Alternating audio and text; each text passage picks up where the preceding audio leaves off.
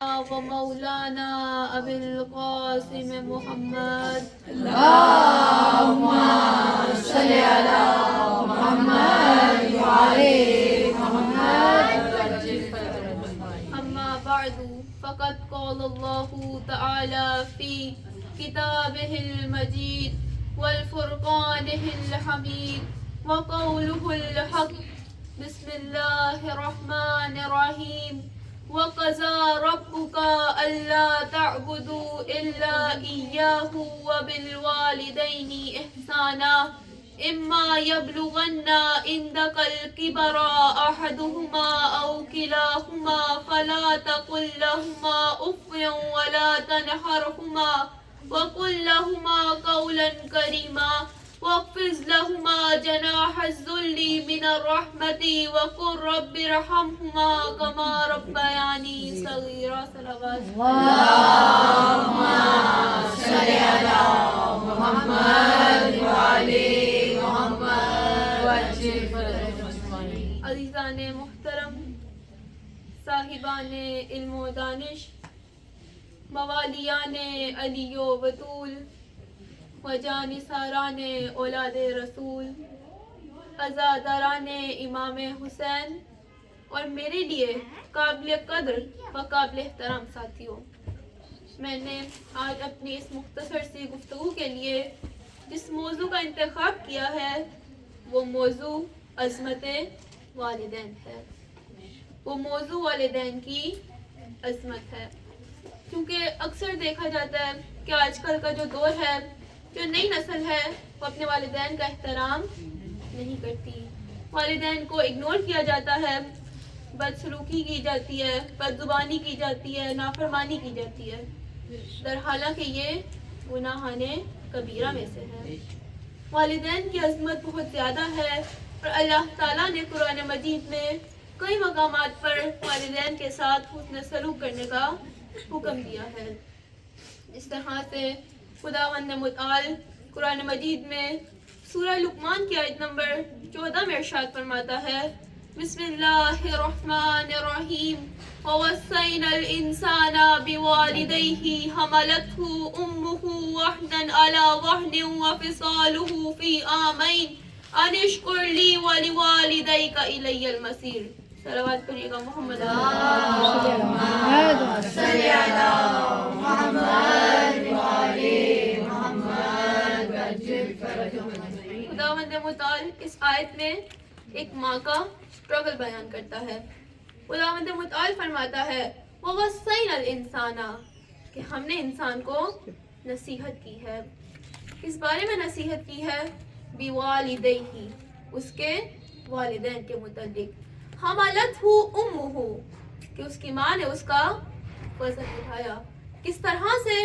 وَحْنًا عَلَى وَحْنٍ، مشکلات پر مشکلات کے ساتھ، زحمتوں پر زحمتوں کے ساتھ، پریشانیوں پر پریشانیوں کے ساتھ، اذیتوں پر اذیتوں کے ساتھ.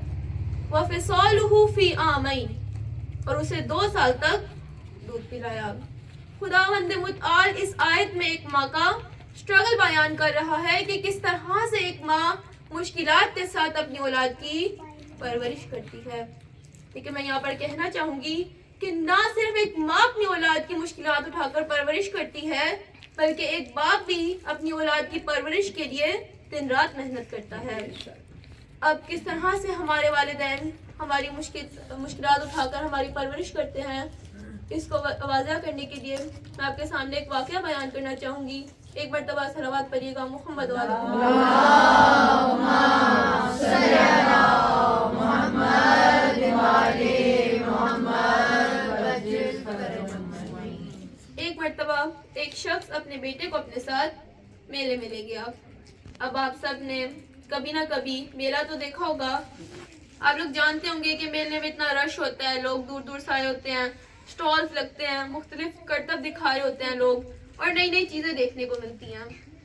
تو ایک مرتبہ ایک شخص اپنے بیٹے کو اپنے ساتھ میلے میں لے گیا. اب میلے میں رش اتنا تھا، لوگ اتنے زیادہ آئے تھے کہ وہ چھوٹا سا بچہ لوگوں کے پاؤں میں کچلنا شروع ہو گیا اور وہ رو کے اپنے بابا سے کہنے لگا کہ بابا اگر آپ نے مجھے گود میں نہ اٹھایا تو میں تو لوگوں کے پاؤں میں رون دیا جاؤں گا. تو اس کا باپ اسے گود میں اٹھا لیتا ہے. لیکن اس بچے کے اندر ابھی بھی بے چینی سی ہوتی ہے اور وہ کہتا ہے کہ بابا مجھے میلے کی کوئی بھی چیز نظر نہیں آ رہی, کیونکہ رش اتنا تھا, لوگ اتنے تھے کہ اسے کچھ بھی نظر نہیں آ رہا تھا. تو اس کا باپ اسے اور اوپر اٹھا لیتا ہے, لیکن پھر وہ یہی کہتا ہے کہ بابا مجھے کچھ بھی نظر نہیں آ رہا. پھر اس کا باپ اسے اور اوپر اٹھا لیتا ہے, وہ یہی کہتا رہتا ہے کہ مجھے کچھ نظر نہیں آ رہا, اور اس کا باپ اسے اوپر اٹھاتا جاتا ہے یہاں تک کہ اسے اپنے کاندھوں پر بٹھا دیتا ہے. اب جب وہ بچہ اپنے باپ کے کاندھوں پر بیٹھ جاتا ہے تو اب اسے دور دور تک میلے کی ساری چیزیں نظر آنے لگ جاتی ہیں. وہ ہر چیز دیکھنے لگا اور ایک مرتبہ اس کے اندر غرور آ گیا, اس کے اندر مستی آ گئی, اس کے اندر غفلت آ گئی. وہ اپنے باپ کے کاندھوں پر کھڑا ہوا اور اچھلنے لگا, اپنے باپ سے سوال کرنے لگا کہ بابا آپ کو میلے کی فلاں چیز نظر آ رہی ہے؟ تو باپ کہتا ہے کہ نہیں بیٹا مجھے وہ چیز نظر نہیں آ رہی. پھر وہ پوچھتا آپ کو فلاں چیز نظر آ رہی ہے؟ تو باپ یہی جواب دیتا ہے کہ بیٹا مجھے وہ چیز نظر نہیں آ رہی. اب اس بچے کے اندر غرور سا آ جاتا ہے اور وہ ایک مرتبہ غرور کے انداز میں کہتا ہے کہ بابا میں تو وہ دیکھ سکتا ہوں کہ جو آپ نہیں دیکھ سکتے, میں تو وہ جانتا ہوں کہ جو آپ نہیں جانتے. تو یہاں پر میں آپ سب کی توجہ کی طلبگار ہوں کہ اس کا باپ کیا جواب دیتا ہے. وہ باپ کہتا ہے کہ بیٹا جی ذرا آپ سنبھل کر بات کیجئے, آپ یہ تو سب کچھ دیکھ سکتے ہو, اس کی وجہ یہ نہیں ہے کہ آپ کے اندر قابلیت ہے, بلکہ اس کی وجہ یہ ہے کہ میں نے آپ کو اپنے کاندھوں پر کھڑا کیا ہوا ہے. اب یہاں پر میں کہنا چاہوں گی کہ بالکل اسی طرح سے اگر آج کل کی جو نئی نسل ہے وہ ٹیکنالوجی کے بارے میں زیادہ علم رکھتی ہے, وہ آج کل کی جو نئی ٹیکنالوجی ہے موبائل فونز, لیپ ٹاپس اور آئی پیڈز وغیرہ زیادہ اچھے سے چلانا جانتی ہے, یہ وہ زیادہ ان چیزوں کے بارے میں آگاہ ہے, تو اس کی وجہ صرف یہ نہیں ہے کہ ان کے اندر قابلیت ہے, بلکہ اس کی وجہ قرآن مجید میں بیان کرتا ہے وَحْنًا عَلَى وَحْنٍ کہ انسان کے ماں باپ نے اسے مشکلات اٹھا کر پالا ہے, مصیبتوں پر مصیبتیں اٹھا کر پالا ہے, پریشانیوں پر پریشانیاں اٹھا کر پالا ہے, اور زحمتوں پر زحمتیں اٹھا کر پالا ہے.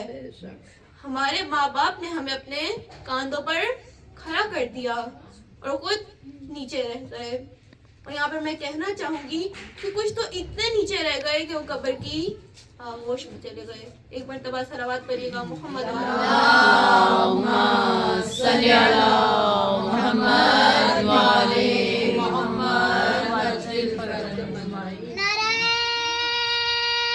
حیدری یا علی نعرہ صلوات اللہم صلی علی محمد وعلی محمد وجل فرجهم اجمعین. تو بس خداوند متعال فرماتا ہے وَوَصَّيْنَا الْإِنسَانَ کہ ہم نے انسان کو نصیحت کی ہے بِوَالِدَيْهِ اس کے والدین کے متعلق, حَمَلَتْهُ أُمُّهُ کہ اس کی ماں نے اس کا وزن اٹھایا, وَحْنًا عَلَى وَحْنٍ مشکلات پر مشکلات کے ساتھ, مصیبتوں پر مصیبتوں کے ساتھ, زحمتوں پر زحمتوں کے ساتھ, وَفِصَالُهُ فِي عَامَيْنِ اور اسے 2 سال تک دودھ پلایا. اب ہماری کیا ذمہ داری بنتی ہے؟ خداوند متعال فرماتا ہے انشکر لی کہ میرا شکر ادا کرو کہ میں نے تمہیں اتنے عظیم والدین عطا کیے ہیں, والی والدی کا, اور اس کے بعد اپنے والدین کا شکر ادا کرو کہ انہوں نے اتنی مشکلات کے ساتھ تمہاری پرورش کی ہے. تو بس اس آیت سے ہمیں پتہ یہی چلتا ہے کہ ہمیں ہمیشہ اپنے والدین کے ساتھ بہترین سلوک کرنا چاہیے, کیونکہ انہوں نے ہمیں بہت زیادہ مشکلات کے ساتھ پالا ہے. اسی طرح سے اللہ تعالیٰ قرآن مجید میں سورہ بنی اسرائیل کی آیت نمبر 23 اور 24 میں والدین کے ساتھ حسن سلوک کرنے کے متعلق ارشاد فرماتا ہے بسم اللہ الرحمن الرحیم وَقَضَى رَبُّكَ أَلَّا تَعْبُدُوا إِلَّا إِيَّاهُ وَبِالْوَالِدَيْنِ إِحْسَانًا اما یبلغن عندک الکبر احدہما او کلاہما فلا تقل لہما اف ولا تنہرہما وقل لہما قولا کریما واخفض لہما جناح الذل من الرحمۃ وقل رب ارحمہما کما ربیانی صغیرا. صلوات.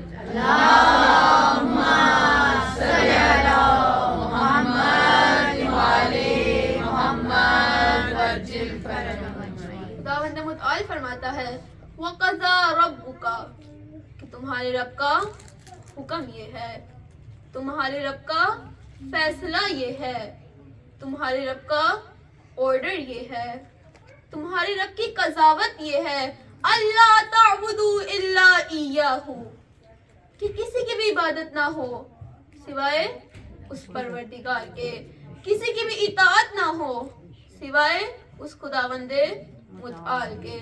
اب یہاں پر میں آپ سب کی توجہ کی طلبگار ہوں کہ جس مقام پر خداوند متعال نے اپنی توحید کا حکم دیا ہے، جہاں خداوند متعال نے اپنی عبادت کا حکم دیا ہے، جہاں خداوند متعال نے اپنی اطاعت کا حکم دیا ہے، جہاں خداوند متعال نے اپنی بندگی کا حکم دیا ہے، اس کے فوراً بعد فرمایا وَبِالْوَالِدَيْنِ إِحْسَانًا. نعرہ تکبیر، اللہ اکبر. نعرہ رسالت، یا رسول اللہ. حسینیت زندہ باد. حسینیت زندہ باد. یزیدیت مردہ باد. یزیدیت مردہ باد. نعرہ حیدری، یا علی. نعرہ حیدری، یا علی. نعرہ صلوات. اللہم صلی علی محمد وآل محمد وعجل فرجهم اجمعین. تو جس مقام پر خداوند متعال نے اپنی عبادت کا حکم دیا ہے، جہاں خداوند متعال نے اپنی اطاعت کا حکم دیا ہے، جہاں اپنی بندگی کا حکم دیا ہے، اس کے فوراً بعد فرمایا وَبِالْوَالِدَيْنِ إِحْسَانًا کہ اپنے والدین کے ساتھ احسان کرو، اپنے والدین کے ساتھ حسن سلوک کرو، اپنے والدین کے ساتھ بہترین سلوک کرو. خداوند متعال اس کے بعد فرماتا ہے اما یبلغن کہ اگر تمہارے والدین بڑھاپے تک پہنچ جائیں، عندک الکبر تمہاری زندگی میں، احدہما او کلاہما ان دونوں میں سے کوئی ایک یا وہ دونوں. خداوند متعال کہہ رہا ہے کہ اگر تمہارے والدین تمہاری زندگی میں، تمہاری موجودگی میں بڑھاپے تک پہنچ جائیں تو کیا ذمہ داری ہے؟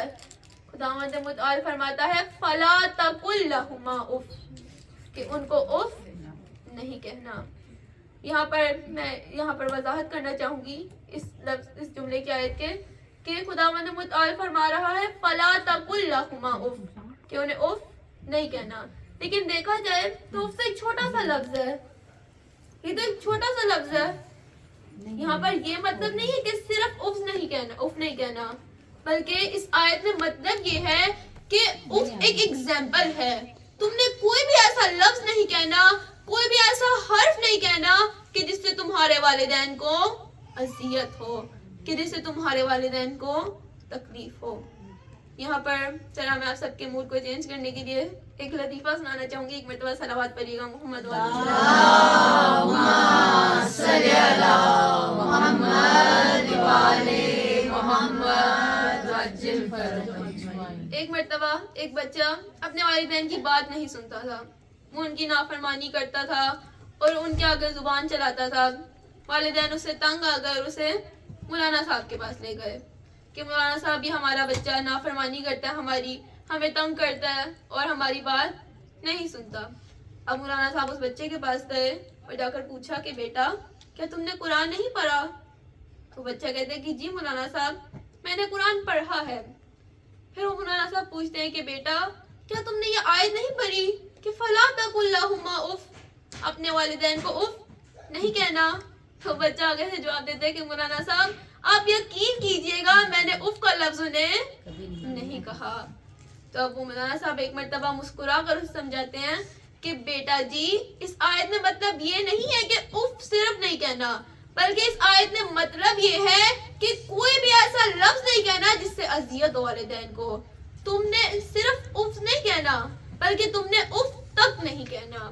ایک مرتبہ صلوات پڑھیے گا محمد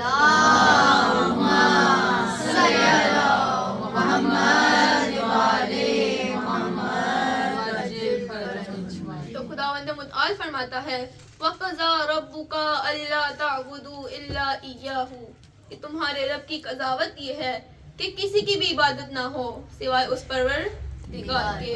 وَبِالْوَالِدَيْنِ إِحْسَانًا اور اپنے والدین کے ساتھ احسان کرو.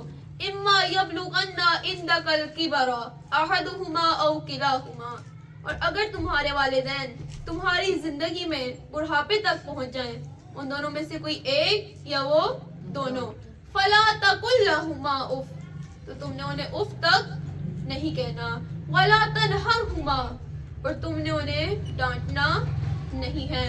وقل لہما قولا کریما اور تم نے ان سے اچھی اچھی باتیں کرنی ہیں پیاری پیاری باتیں کرنی ہیں.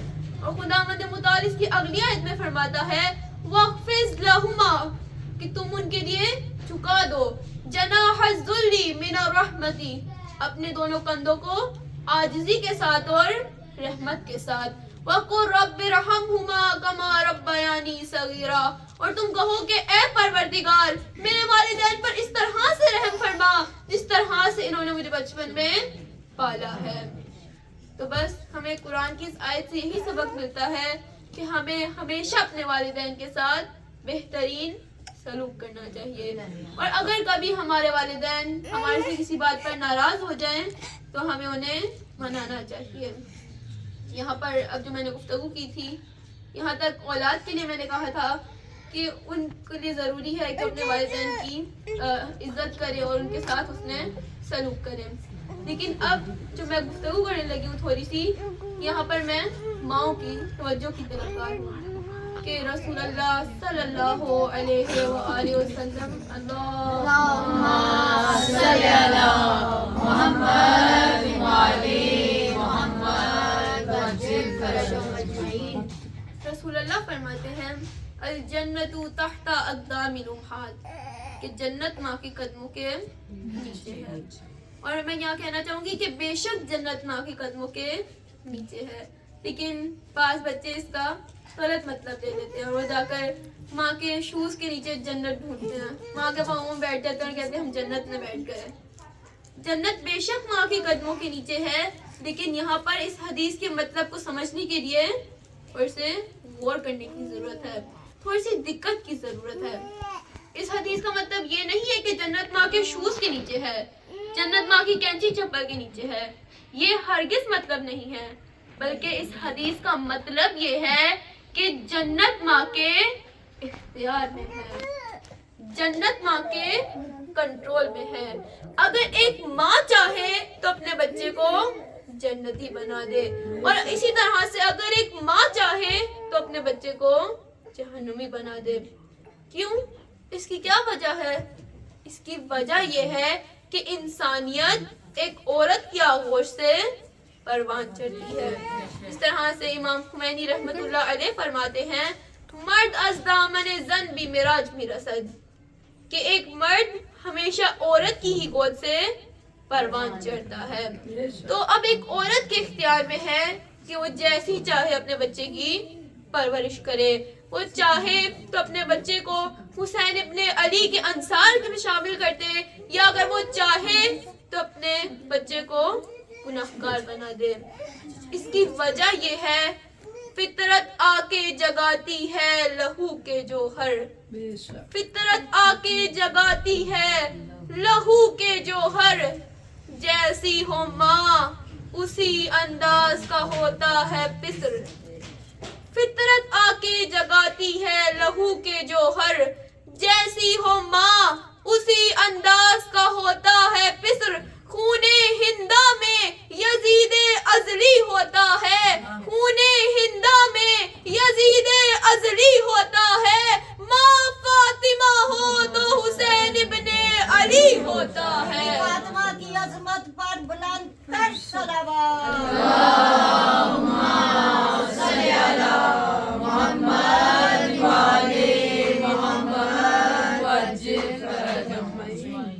تو ایک ماں کی اتنی زیادہ عظمت ماں کے ہاتھوں میں اس کی اولاد کا مستقبل ہے، ایک ماں کے ہاتھوں میں اس کی اولاد کی تربیت ہے۔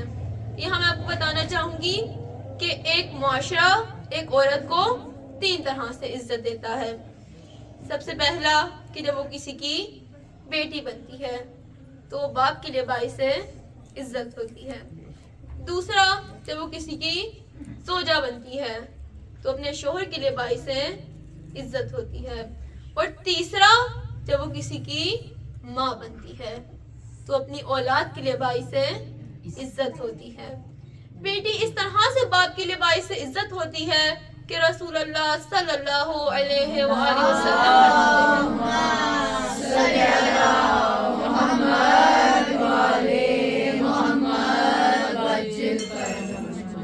بیٹی اس طرح سے باعث رحمت ہوتی ہے، باعث عزت ہوتی ہے کہ رسول اللہ فرماتے ہیں بیٹے نعمت ہیں اور بیٹیاں رحمت ہیں۔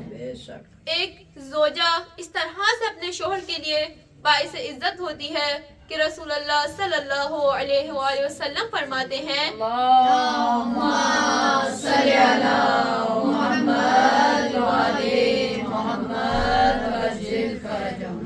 رسول اللہ فرماتے ہیں کہ ایک زوجہ اپنے شوہر کے ایمان کو مکمل کرتی ہے۔ اور تیسرا ایک ماں اپنی اولاد کے لیے باعث عزت ہوتی ہے۔ ایک ماں اس طرح سے اپنی اولاد کے لیے باعث عزت ہوتی ہے کہ رسول اللہ صلی اللہ علیہ وآلہ وسلم فرماتے ہیں الجنت تحت اقدام الامہات کہ جنت ماں کے قدموں کے نیچے ہے۔ تو یہ 3 مقامات ہیں کہ جہاں ایک معاشرہ ایک عورت کو عزت دیتا ہے۔ اب یہاں پر میں سب کی توجہ کی طلبگار ہوں کہ آپ اس بی بی کی عظمت کو دیکھیے گا کہ جو مرکز آیت مباہلہ ہے، وارث چادر تطہیر ہے، دختر رسول خدا ہے، زوجہ علی مرتضی ہے، مادر حسنین ہے، ام السبتین ہے، ملکہ کونین ہے، ام ابیہا ہے، ام الائمہ ہے، فخر مریم ہے، فخر آسیہ ہے، فخر حاجرہ ہے، فخر حوا ہے، سیدہ ہے، طاہرہ ہے، مطہرہ ہے، مبارکہ ہے، راضیہ ہے، مرضیہ ہے، محدثہ ہے، سیدۃ النساء العالمین اور فاطمہ الزہرا سلام اللہ علیہا ہے۔ برتن پاک کی عظمت پر بلند تر صلوات۔ اللہم صلی علی محمد وآلِ محمد مردان زہرا پر آواز بلند صلوات۔ یا صلوات اللہم صلی علی محمد وآلِ محمد وعجل فرجهم۔ تو اب آپ جناب سیدہ کی عظمت کو دیکھیے گا کہ ایک بیٹی باپ کے لیے باعث رحمت ہوتی ہے۔ تو اب جناب سیدہ رحمت بنی تو کس کے لیے رحمت بنی؟ یہ وہ ہستی ہے کہ جس کے لیے خداوند متعال خود فرماتا ہے وَمَا أَرْسَلْنَاكَ إِلَّا رَحْمَةً لِلْعَالَمِينَ کہ اے حبیب ہم نے آپ کو عالمین کے لیے رحمت بنا کر بھیجا ہے۔ اب جو عالمین کے لیے رحمت بن کے آیا اس کے لیے جو رحمت ہے اس ہستی کا نام فاطمہ الزہرا سلام اللہ علیہا ہے۔ اللہم صلی علی محمد وآلِ محمد وعجل فرجهم۔ دوسرا مقام کہ جہاں ایک معاشرہ ایک عورت کو عزت دیتا ہے وہ یہ ہے کہ جب وہ کسی کی زوجہ بنتی ہے، کیونکہ ایک زوجہ اپنے شوہر کے ایمان کو مکمل کرتی ہے۔ اب جناب سیدہ کس کے ایمان کو مکمل کرتی ہیں؟ جناب سیدہ کس کے ایمان کو پورا کرتی ہیں؟ یہ وہ ہستی ہیں کہ جن کے لیے رسول اللہ نے خندق کے میدان میں فرمایا برز الایمان کلہ الی الکفر کلی کہ کل کا کل ایمان کل کے کل کفر کے مقابلے میں جا رہا ہے۔ اب کل کے کل ایمان کا جو ایمان مکمل کرتی ہے اس ہستی کا نام فاطمہ الزہرا سلام اللہ علیہا۔ نعرہ حیدری حیدری عظمت جناب سیدہ باواز بلند تر صلوات اللہم صلی علی محمد وعلی محمد وعجل فرجهم. تیسرا مقام کہ جہاں ایک معاشرہ ایک عورت کو عزت دیتا ہے وہ یہ ہے کہ جب وہ کسی کی ماں بنتی ہے، کیونکہ ماں کے قدموں میں اس کی اولاد کی جنت ہے، ماں کے اختیار میں اس کی اولاد کی جنت ہے. اب جناب سیدہ کے قدموں میں کس کی جنت ہے؟ یہ وہ ہستیاں ہیں کہ جن کے لیے رسول اللہ فرماتے ہیں الحسن والحسین سیدہ شباب اہل الجنہ، کہ حسن و حسین جوانان جنت کے سردار ہیں. یہاں پر میں کہنا چاہوں گی کہ جوانان جنت کے سرداروں کی جنت جس ماں کے قدموں کے نیچے ہے اس ماں کا نام فاطمہ الزہرا سلام اللہ علیہا. حسینیت زندہ باد، حسینیت زندہ باد، یزیدیت مردہ باد، یزیدیت مردہ باد. خوشنودی پنجتن پاک باواز بلند تر صلوات اللہم صلی علی محمد وعلی محمد وعجل فرجهم. ممکن ہی نہیں امت کا قیاس آل نبی پر، بے شک ممکن ہی نہیں امت کا قیاس آل نبی پر. یہ لوگ الگ لوگ ہیں، یہ گھر ہے الگ گھر. ممکن ہی نہیں امت کا قیاس آل نبی پر. یہ لوگ الگ لوگ ہیں، یہ گھر ہے الگ گھر. اس گھر کے تو بچے بھی بدل دیتے ہیں اکثر، اس گھر کے تو بچے بھی بدل دیتے ہیں اکثر. انسانوں کی تقدیر فرشتوں کا مقدر. راہب کو کئی لال اسی در سے ملے ہیں، راہب کو کئی لال اسی در سے ملے ہیں. فطرس کو پرو بال اسی گھر سے ملے ہیں. نعرہ حیدری یا حیدری محمد وعلی محمد صلوات اللہم صلی علی محمد وعلی محمد وعجل فرجهم. ممکن ہی نہیں امت کا قیاس آل نبی پر، ممکن ہی نہیں امت کا قیاس آل نبی پر. یہ لوگ الگ لوگ ہیں، یہ گھر ہے الگ گھر. اس گھر کے تو بچے بھی بدل دیتے ہیں اکثر. انسانوں کی تقدیر فرشتوں کا مقدر. راہب کو کئی لال اسی در سے ملے ہیں، فطرس کو پرو بال اسی گھر سے ملے ہیں. اصحاب مکرم ہیں مگر اپنی جگہ پر، بے شک اصحاب مکرم ہیں مگر اپنی جگہ پر. غیر اپنی جگہ، لخت جگر اپنی جگہ پر. خار اپنی جگہ، گنچائے تر اپنی جگہ پر. سنگ اپنی جگہ، لال و گوہر اپنی جگہ پر. پہلو میں جو بیٹھا ہو اسے دل نہیں کہتے، پہلو میں جو بیٹھا ہو اسے دل نہیں کہتے. ہم غیروں کو کبھی رہبر منزل نہیں کہتے. نعرہ حیدری حیدری حیدری. خوشنودی محمد وعلی محمد بلند تر صلوات اللہم صلی علی محمد وعلی محمد وعجل فرجهم. ممکن ہی نہیں امت کا قیاس آل نبی پر. یہ لوگ الگ لوگ ہیں، یہ گھر ہے الگ گھر. اس گھر کے تو بچے بھی بدل دیتے ہیں اکثر.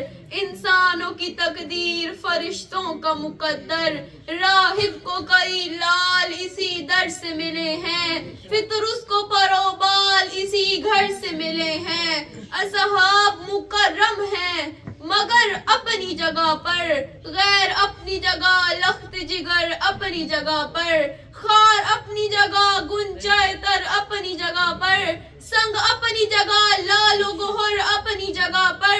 پہلو میں جو بیٹھا ہو اسے دل نہیں کہتے. ہم غیروں کو کبھی رہبر منزل نہیں کہتے. اللہ رے عز و شرف بنت رسالت، اللہ رے عز و شرف بنت رسالت، قندیل حرم شمع شبستان امامت، رحمت جو محمد ہے تو یہ پارہ رحمت، رحمت جو محمد ہے تو یہ پارہ رحمت، وہ کل نبوت ہے تو یہ جزء نبوت، آسان نہ کہو معرفت ختم رسول کو، آسان نہ کہو معرفت ختم رسول کو، جو جز کو نہ سمجھا وہ کیا سمجھے گا کل کو۔ دائرہ صدیقہ ثانیہ جناب سیدہ سلام اللہ علیہ کی ذات پہ بلند تر صلوات۔ اللہم صلی علی محمد وعلی محمد وعجل فرجہم اجمعین۔ تو بس میری آج کی اس گفتگو کا نتیجہ یہی ہے کہ ہم سب کو چاہیے کہ ہم اپنے والدین کا احترام کریں، اپنے والدین کے ساتھ بہترین سلوک کریں۔ اور میں ماؤں سے یہاں کہنا چاہوں گی کہ ایک ماں کے ہاتھوں میں، ایک ماں کے اختیار میں اس کے بچے کا مستقبل ہے۔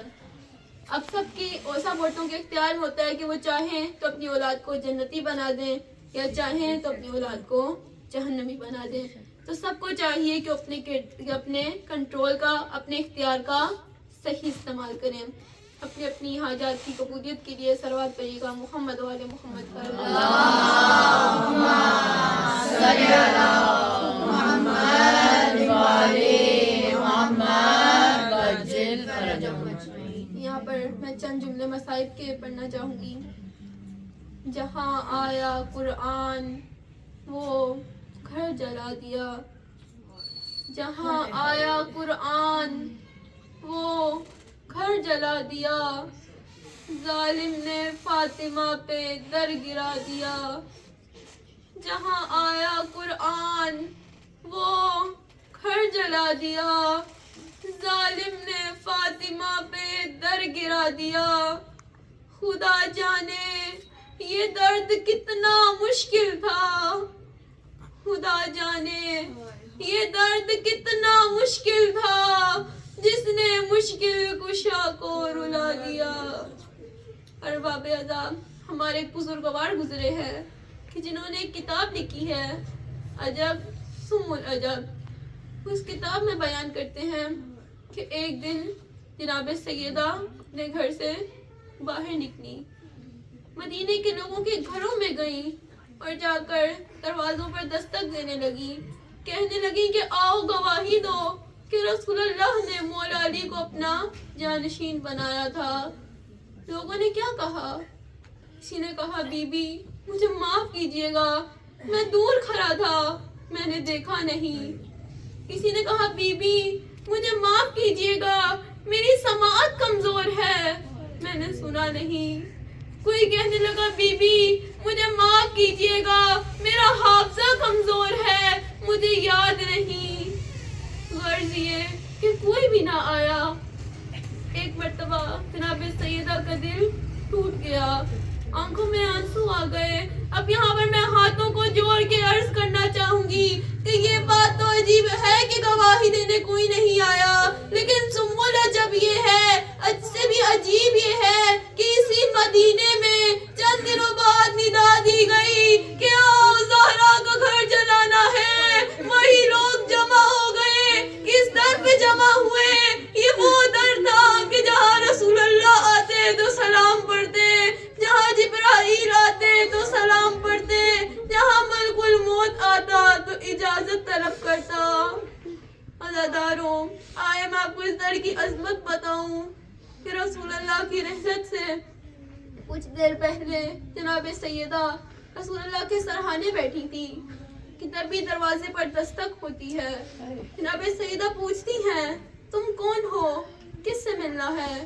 وہ شخص کہتا ہے کہ بی بی مجھے آپ کے بابا سے ملنا ہے۔ جناب سیدہ کہتی ہیں کہ میرے بابا بھی آرام کر رہے ہیں۔ وہ شخص چلا جاتا ہے۔ پھر کچھ دیر بعد دروازے پر دستک ہوتی ہے۔ پھر جناب سیدہ پوچھتی ہیں تم کون ہو، کس سے ملنا ہے؟ وہ شخص جواب دیتا ہے بی بی مجھے آپ کے بابا سے ملنا ہے۔ تو جناب سیدہ کہتی ہیں کہ میرے بابا ابھی آرام کر رہے ہیں۔ وہ شخص پھر چلا جاتا ہے. جب تیسری مرتبہ دروازے پر دستک ہوتی ہے تو جناب سیدہ کا دل دہک جاتا ہے, آنکھوں میں آنسو آ جاتے ہیں, اور ایک آنسو پیغمبر کے رخسار پر گر جاتا ہے کہ جس سے رسول اللہ کی آنکھ کھل جاتی ہے. وہ رسول اللہ پوچھتے ہیں کہ بیٹی تیرے رونے کا سبب کیا ہے؟ تو جناب سیدہ بیان کرتی ہیں کہ بابا ایک شخص بار بار آ کے دروازے پر دستک دیتا ہے, اب اس کے بار بار آنے سے میرا دل دہک گیا ہے. رسول اللہ فرماتے ہیں بیٹی یہ تیرے در کا شرف ہے کہ آنے والا اجازت لے کر آتا ہے. بیٹی یہ تو وہ ہے کہ جو کسی سے اجازت نہیں لیتا. بیٹی یہ تو وہ ہے جو بچوں کو یتیم کر دیتا ہے. بیٹی یہ تو وہ ہے جو عورتوں کو بیوہ کر دیتا ہے. بیٹی یہ ملک الموت ہے. عزاداروں یہ وہ در ہے کہ جہاں رسول اللہ آتے تو اجازت طلب کرتے, جہاں جبرائیل آتے تو اجازت طلب کرتے, جہاں ملک الموت بھی آتا تو اجازت طلب کرتا. لیکن افسوس کہ رسول اللہ کی رحلت کے بعد مسلمان اسی در پہ آگ لے کے آ گئے. اللہ لعنت اللہ علی القوم الظالمین. اپنی اپنی حاجات کی قبولیت کے لیے ایک مرتبہ صلوات پڑھیے گا محمد وعلی محمد پر.